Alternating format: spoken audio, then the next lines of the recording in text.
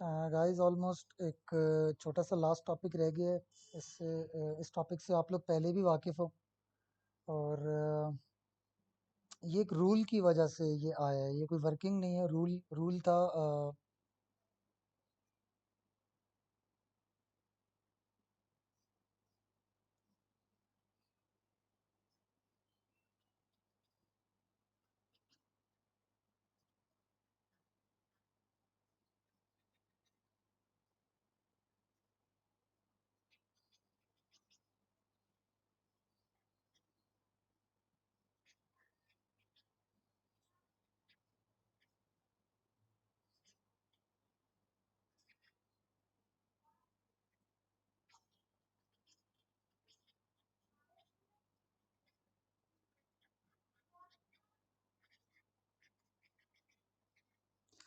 कोई भी ऐसी इंटर ग्रुप ट्रांजैक्शन हुई जिसके नतीजे में ग्रुप के अंदर ही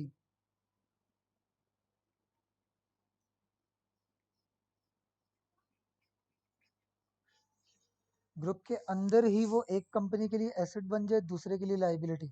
एक कंपनी की फाइनेंशियल स्टेटमेंट्स में वो एसेट बन जाए और दूसरे की फाइनेंशियल स्टेटमेंट्स में वो लाइबिलिटी प्रेजेंट हो रही हो। ये जो ईयर एंड पे स्टेटमेंट्स बनी हुई हैं, तो हमने ग्रुप स्टेटमेंट बनाते वक्त इन चीज़ों को रिमूव कर देना है, ओमिट कर देना है। सही है, कैंसल आउट कर देना है।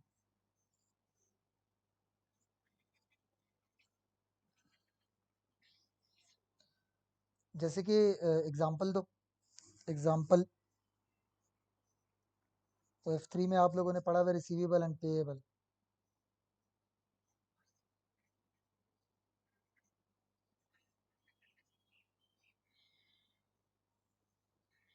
कि पेरेंट ने सब्सिडरी को सेल की।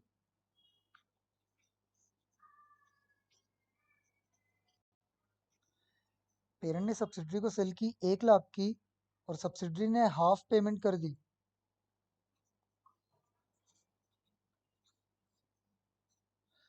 तो रिमेनिंग रहती थी।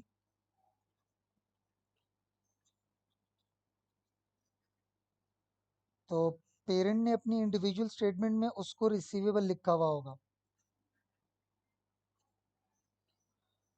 देखो,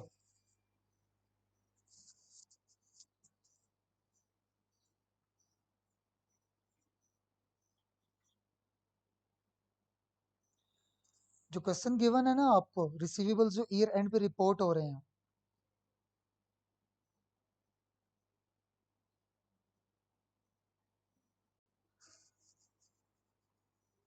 और ईयर एंड पे पेएबल्स जो रिपोर्ट हो रहे हैं।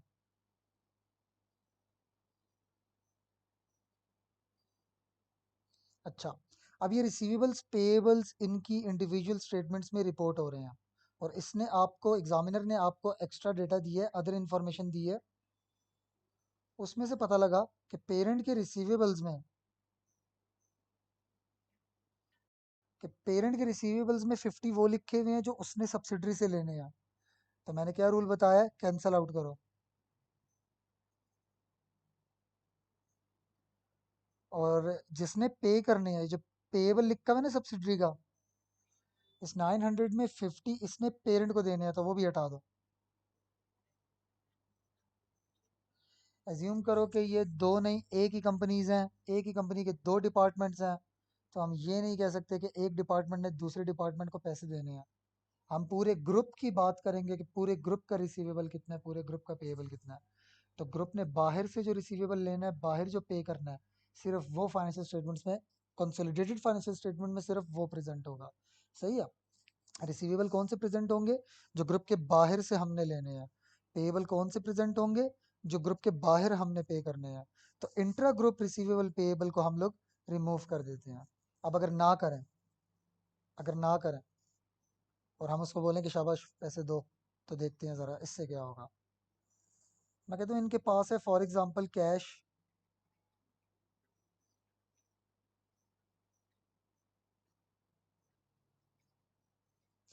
स्टेटमेंट में कैश इनका 2 मिलियन लिखा हुआ है। मैं कहता हूँ कि इसने 50 देने हैं, सब्सिडरी ने 50 देने हैं पेरेंट को।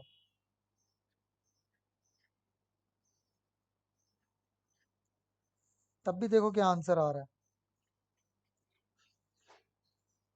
अच्छा, जब ये 50 देगा, तो इसके पेबल्स में से ये कट जाएगा 50। और जब वो 50 ले लेगा, हमने कहा एज्यूम करो कि उसने ले लिया, तो जब वो लेगा तो यहाँ से भी 50 कट जाएगा, तो बात तो एक ही होगी। कैश भी उधर ही है, रिसीवेबल पेएबल भी उधर ही है। कि अगर हम डायरेक्ट कॉन्ट्रा कर लेते तो तब भी आंसर वही आना आना था। हम कॉन्ट्रा ना माने, सब्सिडरी को बोलें कि पैसे दो, तब भी आंसर सेम ही आना है। बात समझ आई है? अच्छा, और क्या एग्जांपल होगी एसेट और लाइबिलिटी की?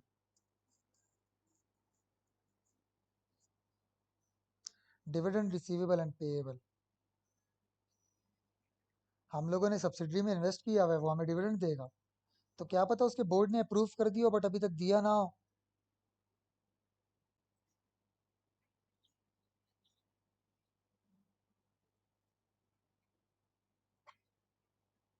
अब उन्होंने अप्रूव कर दिया तो हमें सर्टेन है कि ये मिलेगा, तो हमने तो डिविडेंड रिसीवेबल लिखा हुआ है।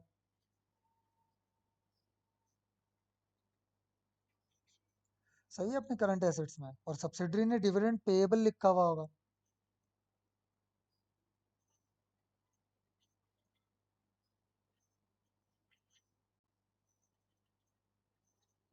सही है, तो इसको भी हम लोग क्या करेंगे, कैंसल आउट। सही हो गया, ये इंट्रा ग्रुप डिविडेंड।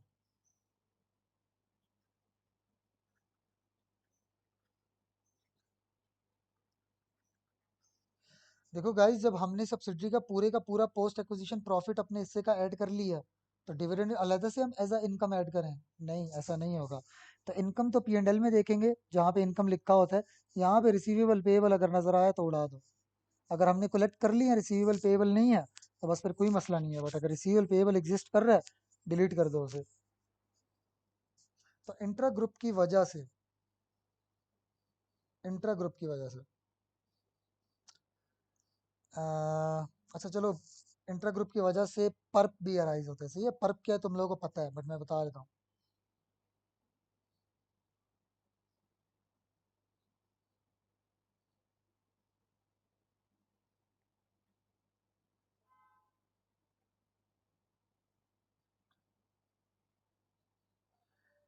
कोई अनरियलाइज्ड प्रॉफिट है, उसको खत्म करना है।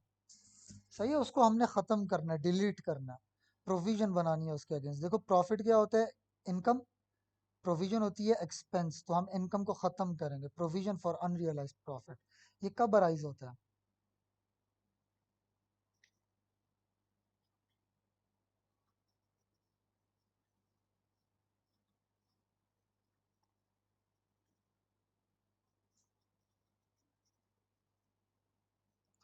और इंट्रा ग्रुप में एक एक शर्त तो ये है कि इंट्रा ग्रुप ट्रांजैक्शन हो, with in the group transaction हो। दूसरा ये कि आप लोगों के F7 में दो एग्जांपल्स हैं पर्प की। PURP on inventory, sale of inventory, intra group sales and purchase of inventory.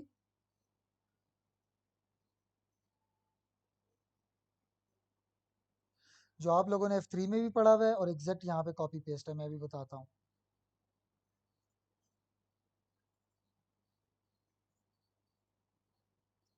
और अगर पेरेंट ने सब्सिडरी को या सब्सिडरी ने पेरेंट को नॉन करंट एसेट कोई सेल किया है, और वो एट प्रॉफिट की है, शर्त क्या है, शर्त क्या है पर्प अराइज होने की? कि ट्रांजैक्शन एट प्रॉफिट हुई है, और जो भी चीज हमने सेल की है ना, वो स्टिल इन ग्रुप है।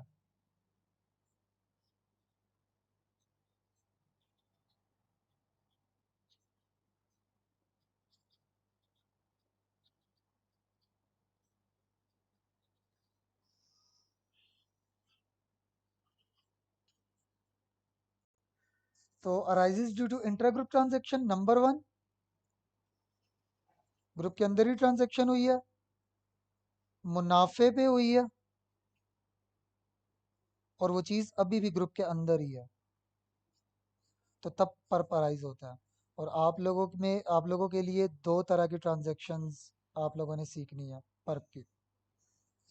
सही है, तो अभी एग्जांपल के साथ इनकी ट्रीटमेंट समझाता हूँ।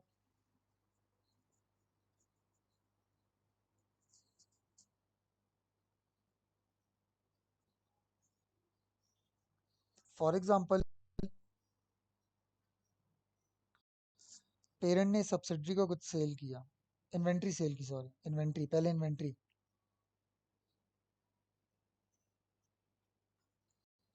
और वो स्टॉक,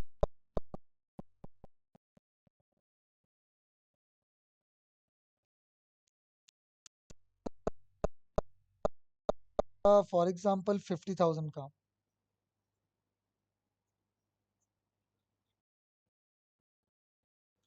सही है, हमने उसको 50,000 की सेल की, और इस पे हमने इस ट्रांजैक्शन में 20% मार्जिन अर्न किया।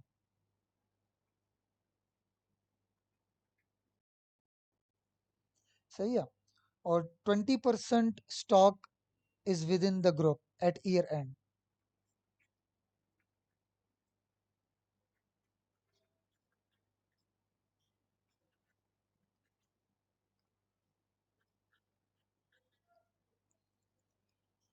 तो पेरेंट को एक चीज देखो, मार्जिन में ना, selling price equals to cost plus profit में, मार्जिन में, मार्जिन में सेलिंग प्राइस होती है, एज्यूम करती है कैलकुलेशन के परस्पेक्टिव से 100%। तो प्रॉफिट की शर्रा 20% लिखी हुई है क्वेश्चन में, तो कॉस्ट ऑटोमेटिकली बैलेंसिंग फिगर आता है 80%। अच्छा, आप लोगों को सेलिंग प्राइस दी हुई है ना, आप लोगों को सेलिंग प्राइस दी हुई है, क्या इसको कॉस्ट में कन्वर्ट कर सकते हो या प्रॉफिट में? यस। जो वैल्यू दी हुई है उसको अपनी जाती परसेंटेज पे डिवाइड करो, और जो फाइंड करना है उस परसेंटेज से मल्टीप्लाई करो। तो हमें प्रॉफिट चाहिए कि इस ट्रांजैक्शन में प्रॉफिट कितना है। तो कॉस्ट आ जाएगी 40%, 40,000, और प्रॉफिट आ जाएगा 10,000। अच्छा, अब पूरी ट्रांजैक्शन में प्रॉफिट 10,000, क्या पूरे का पूरा स्टॉक? नहीं, 20%। तो क्या पूरे का पूरा प्रॉफिट अनरियलाइज्ड प्रॉफिट है? नहीं, 20%। सही है। पर क्या होता है,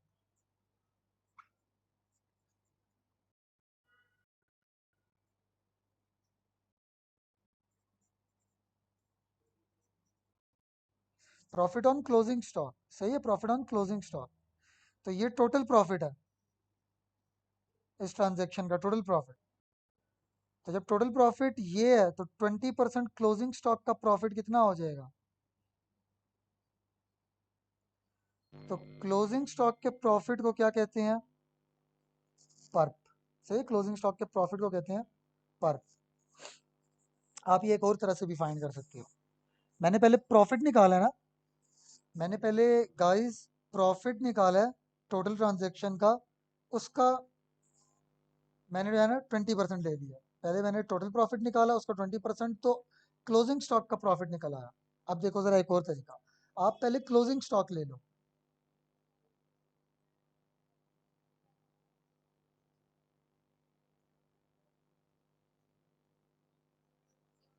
देखो क्लोजिंग स्टॉक 20% दिया हुआ है, इसका मतलब है कि क्लोजिंग स्टॉक कितने का था? अब ये कोई प्रॉफिट नहीं आया, ये क्या है? Closing stock. सही है, प्रॉफिट और क्लोजिंग स्टॉक की वैल्यू इसलिए बराबर आई है क्योंकि मैंने प्रॉफिट और क्लोजिंग स्टॉक दोनों 20-20% रखे हुए हैं। सही है, तो अभी क्लोजिंग स्टॉक आया, पहले प्रॉफिट निकाला था, प्रॉफिट से क्लोजिंग स्टॉक का प्रॉफिट निकाला है, अभी क्लोजिंग स्टॉक निकाला है, तो क्लोजिंग स्टॉक से क्लोजिंग स्टॉक का ही प्रॉफिट निकाल लो। बात समझ आई है? तो क्लोजिंग स्टॉक ये है, इसका प्रॉफिट निकाल लो। अब ये सेलिंग प्राइस में से निकाली है ना वैल्यू, तो ये भी सेलिंग प्राइस है। तो सेलिंग प्राइस, क्लोजिंग स्टॉक की सेलिंग प्राइस है ये क्लोजिंग स्टॉक का प्रॉफिट नहीं है। ये टोटल प्रॉफिट था, ये भी क्लोजिंग स्टॉक का प्रॉफिट नहीं था, क्लोजिंग स्टॉक का प्रॉफिट ये है। तो ये क्लोजिंग स्टॉक निकाला है, क्लोजिंग स्टॉक सेलिंग प्राइस ही है ये, तो सेलिंग प्राइस की परसेंटेज 100 और प्रॉफिट 20%, तो ये 2,000 आ जाएगा। क्लोजिंग स्टॉक 10,000 है, उसका प्रॉफिट 20% है तो 2000। सही है, दो तरीके हैं, मैंने दो तरीके बताए हैं पर्प निकालने की, कैलकुलेशन करने के। देखो मैं यहाँ पे नीट एंड क्लीन करके फार्मूला लिखता हूँ कि आप पहले ट्रांजैक्शन में से टोटल प्रॉफिट निकालना,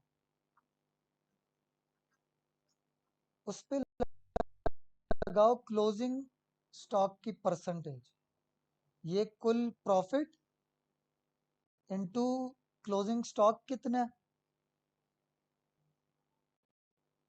फॉर एग्जांपल वो कहते हैं 1/4, सही है, 1/4, या बोलेगा 40% वॉज स्टिल इन स्टॉक, या बोलेगा 2/3।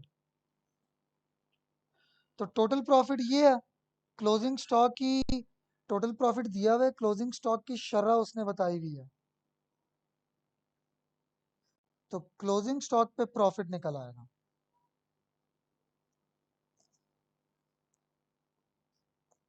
अब आप देखो, आपने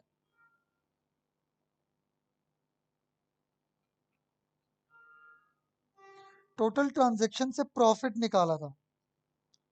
अभी मैं कह रहा हूं अभी मैं कह रहा हूं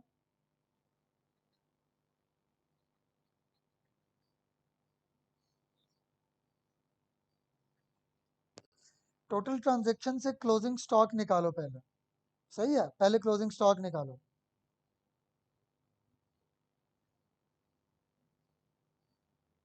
क्लोजिंग स्टॉक निकालो, अब इस पे मार्जिन लगाओ और प्रॉफिट निकालो, क्योंकि क्लोजिंग स्टॉक का प्रॉफिट पर्प ही निकलेगा, टोटल प्रॉफिट का क्लोजिंग स्टॉक पर्प ही निकलेगा।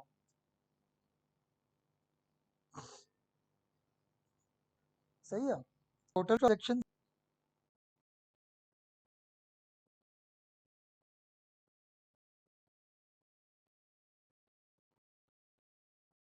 टोटल ट्रांजैक्शन से प्रॉफिट, प्रॉफिट से क्लोजिंग स्टॉक, टोटल ट्रांजैक्शन से क्लोजिंग स्टॉक, क्लोजिंग स्टॉक से प्रॉफिट। सही है, इन दोनों का एक ही आंसर निकलेगा। प्रैक्टिस करते हैं इसकी, फिर अकाउंटिंग ट्रीटमेंट बताता हूँ। सही है, इसकी कैलकुलेशन की थोड़ी प्रैक्टिस करते हैं, फिर अकाउंटिंग ट्रीटमेंट बताऊंगा।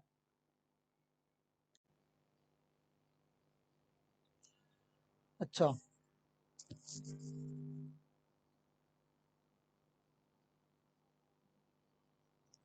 बुलेट नंबर 4 देखो, sales from Singh to Chang, subsidiary ने पेरेंट को सेल्स किया। तो हम लोग अकाउंटिंग ट्रीटमेंट तो नहीं देख रहे, हम जस्ट वैल्यू निकालेंगे पर की, और एक्विजिशन के बाद ही ये सेल्स हुई हैं। ओके, ईच मंथ 3 लाख की,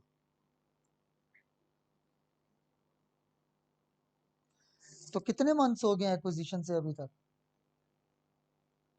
1 जनवरी को एक्वायर किया था, आज सितंबर है, 9 months.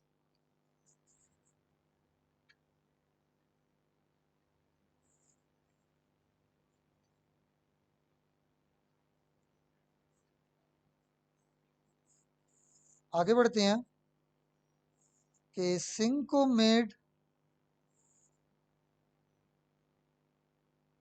25% margin on this sales. तो पहले टोटल प्रॉफिट निकालना है, या पहले क्लोजिंग, अच्छा क्लोजिंग स्टॉक डायरेक्ट दिया हुआ है, प्रॉफिट नहीं निकालो, क्योंकि क्लोजिंग स्टॉक डायरेक्ट दिया हुआ है, तो फिर क्लोजिंग स्टॉक का प्रॉफिट निकालो। देखो, इतने की टोटल सेल्स हुई थी, क्लोजिंग कितना पड़ा हुआ है, तो क्लोजिंग की प्रॉफिट को हम लोग पर्प कहते हैं, तो इस पे प्रॉफिट निकालो। तो ये निकाला गया है गाइस 25% मार्जिन पे। देखो, आप लोग टोटल वैल्यू का प्रॉफिट भी निकाल सकते थे पहले, बट उसमें क्लोजिंग कितना परसेंट है प्रॉफिट में, वो नहीं दिया हुआ। प्रॉफिट में कितना परसेंट क्लोजिंग उसके पास रह गया, वो परसेंटेज में नहीं दिया हुआ, डायरेक्ट वैल्यू दी हुई है। तो क्यों ना हम क्लोजिंग का प्रॉफिट डायरेक्ट निकालें, तो वो पर्प होगा। तो निकालते हैं।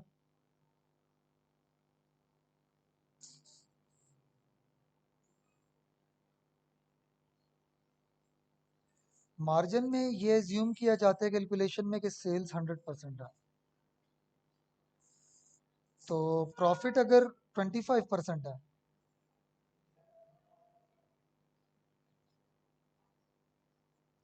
तो कॉस्ट ऑटोमेटिकली 75% आ जाती है, सही है। अब आपको सेलिंग प्राइस दी हुई है,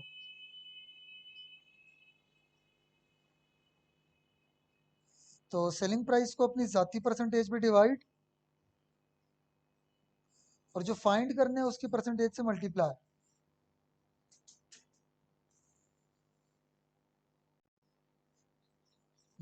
ये वो प्रॉफिट है ऑन क्लोजिंग स्टॉक, ये क्लोजिंग स्टॉक था, ये उसका प्रॉफिट।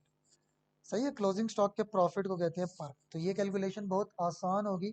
एक और क्वेश्चन देख लो, जस्ट कैलकुलेशन, ट्रीटमेंट नहीं देखना कोई भी।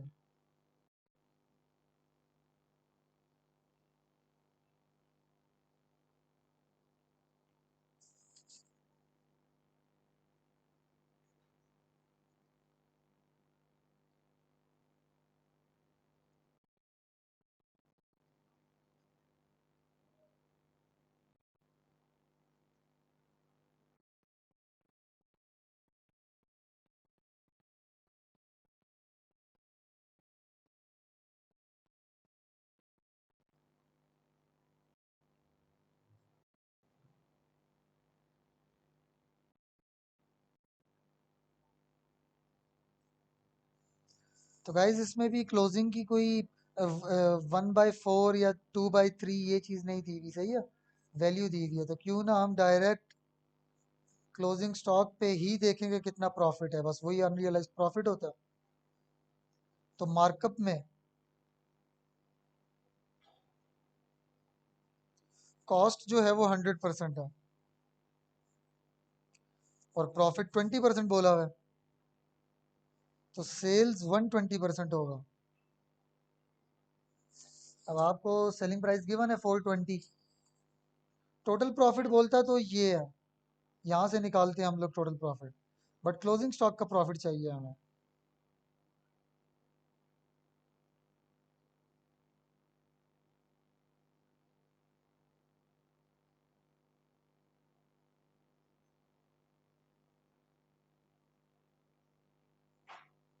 ये था गाइस क्लोजिंग स्टॉक, और ये था उसका प्रॉफिट।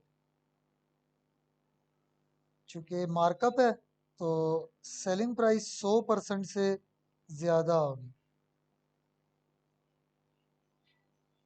तो पर पे 70। तो ये कैलकुलेशन थी, अभी इसकी अकाउंटिंग ट्रीटमेंट देखते हैं।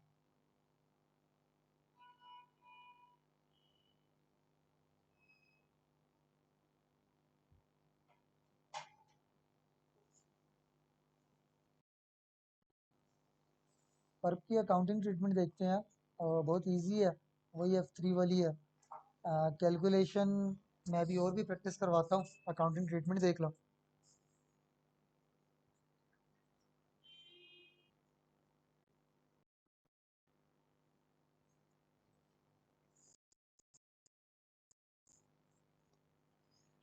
देखो, अभी 420 एक का क्लोजिंग स्टॉक था ना, जिसमें प्रॉफिट कितना था?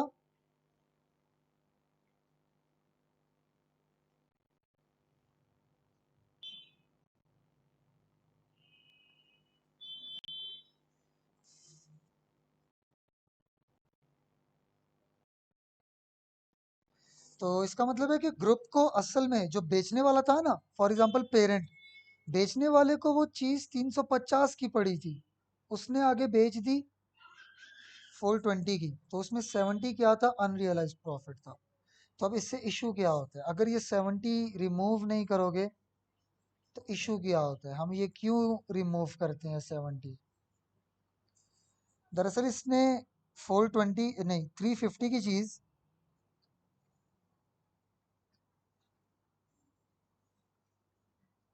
पेरेंट ने 350 की चीज सब्सिडरी को 420 की बेची, जिस पे उसने मुनाफा लिखा हुआ है 70। और हम तो कह रहे हैं कि ये दो नहीं एक ही कंपनीज हैं, इनकी इनकम एक्सपेंस वैसे भी जो है ना ऐड होनी है। तो ये जो प्रॉफिट लिखा हुआ है ये गलत है। क्यों? क्योंकि वो चीज़ अभी भी विद इन द ग्रुप है, वो जो चीज़ हमने बेची है ना, वो अभी भी विद इन द ग्रुप है, सही है। तो ग्रुप के अंदर ही वो चीज़ है, और हम कह रहे हैं कि हमने मुनाफा कमा लिया है। तो नहीं, ऐसा नहीं हो सकता। ये अनरियलाइज्ड प्रॉफिट है।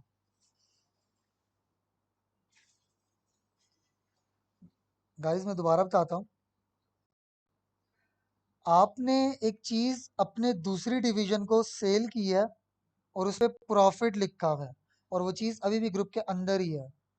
तो क्या उस चीज ने ग्रुप से, लाइक कि ग्रुप ने क्या वो बेचकर मुनाफा कमाया है? अभी तक नहीं। आप तो ग्रुप स्टेटमेंट पेश कर रहे हो, ग्रुप स्टेटमेंट बयान कर रहे हो कि इस पूरे ग्रुप ने कितना कमाया है।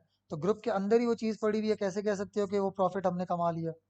तो जिसने वो बेचा था और प्रॉफिट लिखा हुआ है ना, उसने वो गलत लिखा हुआ है, क्योंकि इसके मालिकों को, इस पूरे ग्रुप के मालिकों को वो अभी तक रियलाइज नहीं हुआ। क्यों? क्योंकि वो ग्रुप के अंदर ही है। और दूसरी तरफ क्या इशू हुआ है, इसने क्लोजिंग स्टॉक कितने का लिखा हुआ है? क्या ग्रुप को 420 का स्टॉक पड़ा है? नहीं, 350 का पड़ा है। तो ये तो 420 शो कर रहा है, तो ये गलत शो कर रहा है। सही है, ये गलत शो कर रहा है। सही है। ये 420 का हमें ग्रुप को पड़ा ही नहीं है स्टॉक। ग्रुप को कितने का पड़ा था? 350 का। और ग्रुप के अंदर अभी भी वो मौजूद है, और हम कह रहे हैं कि वो 420 का है वो स्टॉक। ये जिसने खरीदा है वो तो 420 कह रहा होगा, उसको तो कॉस्ट 420 पड़ी थी। तो हमें पूरे ग्रुप को, हमारे मालिकों को 420 का तो वो नहीं पड़ा। तो इसके पास स्टॉक ओवर स्टेटेड है 70 से। हमें इसके स्टॉक में से रिमूव करना पड़ेगा, ताकि स्टॉक कहाँ पे पहुंच जाए, जो असल में ग्रुप वालों को वो स्टॉक पड़ा था। सही है, जो कॉस्ट पड़ी थी असल में वो 350 पड़ी थी। इसीलिए इसके क्लोजिंग स्टॉक में से वो 70 रिमूव करना जरूरी है। सही है ना? Stock must be in consolidated financial statement at cost to group. पूरे ग्रुप को वो कितनी कॉस्ट में पड़ा था वो लिखोगे। स्टॉक मतलब इन्वेंट्री।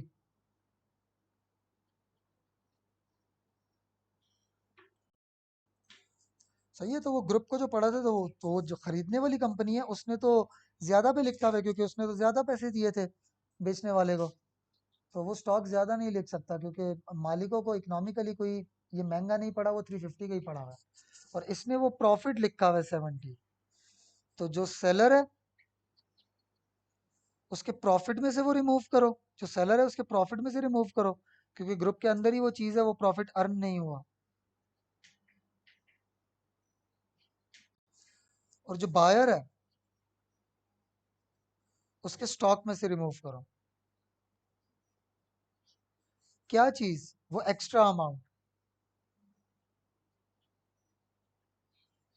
सही है, ये इसकी अकाउंटिंग ट्रीटमेंट है।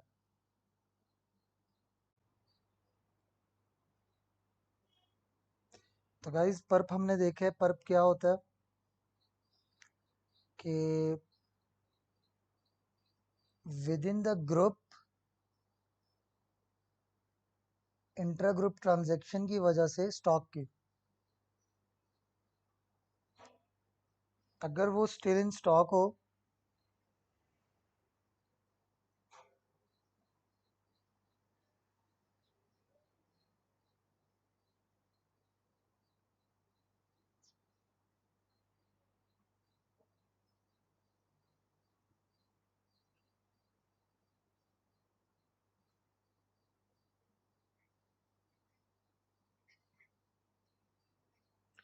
अगर वो स्टॉक बायर कंपनी के पास हो और वो प्रॉफिट में बेचा गया था ग्रुप के अंदर ही, तो बेचने वाले ने एक ऐसी चीज पे प्रॉफिट लिखा हुआ है जो ग्रुप के अंदर ही है,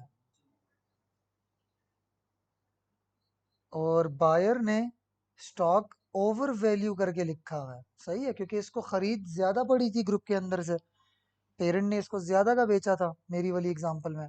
तो इसने तो कॉस्ट पे लिखा हुआ था स्टॉक, तो वो तो कॉस्ट टू द ग्रुप तो नहीं है, वो तो कॉस्ट टू सब्सिडरी है। तो हमने कॉस्ट टू द ग्रुप पे स्टॉक को दिखाना है। सही है। तो सेलिंग वाले का प्रॉफिट हटाओ और बायर के स्टॉक में से वो वैल्यू हटाओ। सही है। अब ये अकाउंटिंग ट्रीटमेंट है।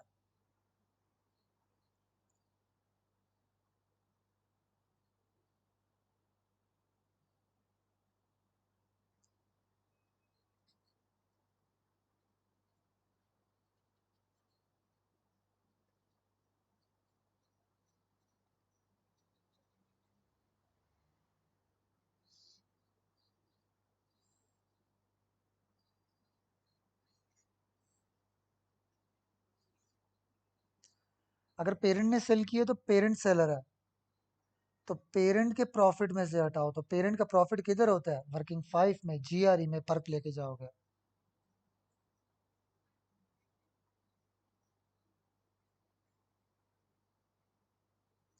अगर पेरेंट सेलर है तो जीआरई वर्किंग 5 में पर्क लेके जाओगे।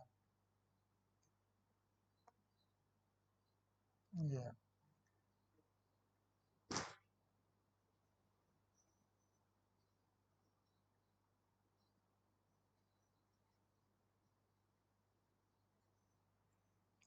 सही है, अगर पेरेंट सेलर है तो जीआरई में। अच्छा, बायर कौन है, अगर पेरेंट सेलर है, ओके, पेरेंट के प्रॉफिट में से हटा दिया, तो बायर कौन था, सब्सिडरी, तो सब्सिडरी के स्टॉक में से हटाओ, ये सब्सिडरी का स्टॉक।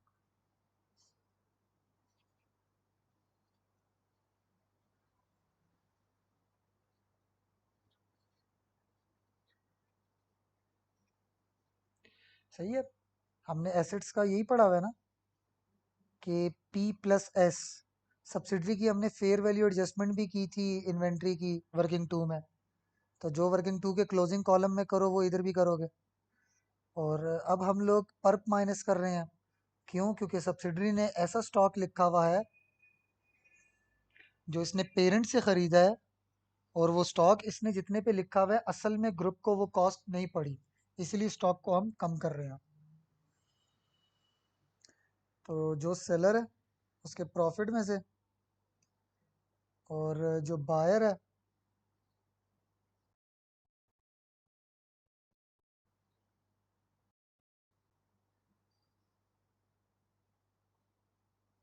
जो बायर है उसके स्टॉक में से,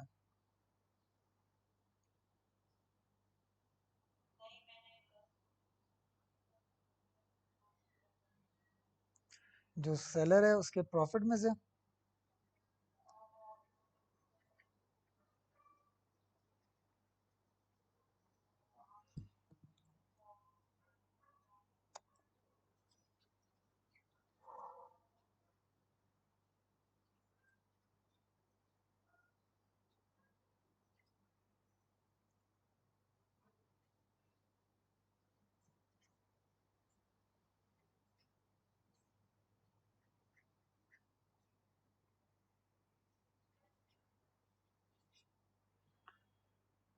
सही है, इसी तरह अगर सब्सिडरी सेलर होता तो कॉन्सेप्ट सेम है, सेलर के प्रॉफिट में से, तो सब्सिडरी का प्रॉफिट किधर था, सब्सिडरी का सारा डेटा वर्किंग टू में था। सही है, सब्सिडरी की रिटेन अर्निंग वहां पे थी वर्किंग टू में, तो जो सेलर है उसके प्रॉफिट में से।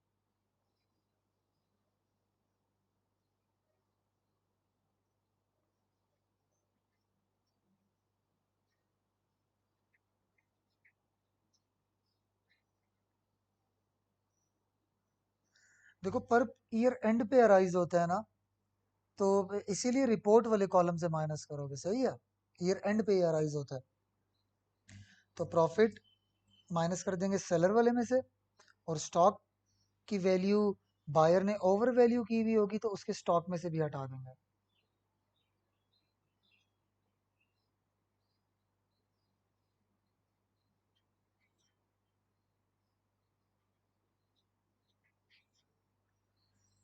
पेरेंट सेलर तो वर्किंग 5, सब्सिडरी सेलर तो वर्किंग 2, सब्सिडरी बायर तो सब्सिडरी के स्टॉक में से हटाओ, पेरेंट बायर तो पेरेंट के स्टॉक में से हटाओ।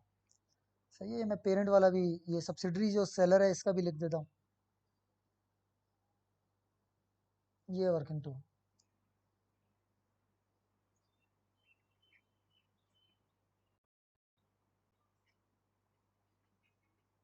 तो सिर्फ रिपोर्टिंग वाले कॉलम में से पर्प माइनस करोगे, रिपोर्टिंग वाले कॉलम में से पर्प माइनस करोगे, और बायर कौन था, पेरेंट, तो अब पेरेंट के स्टॉक में से हटाओगे।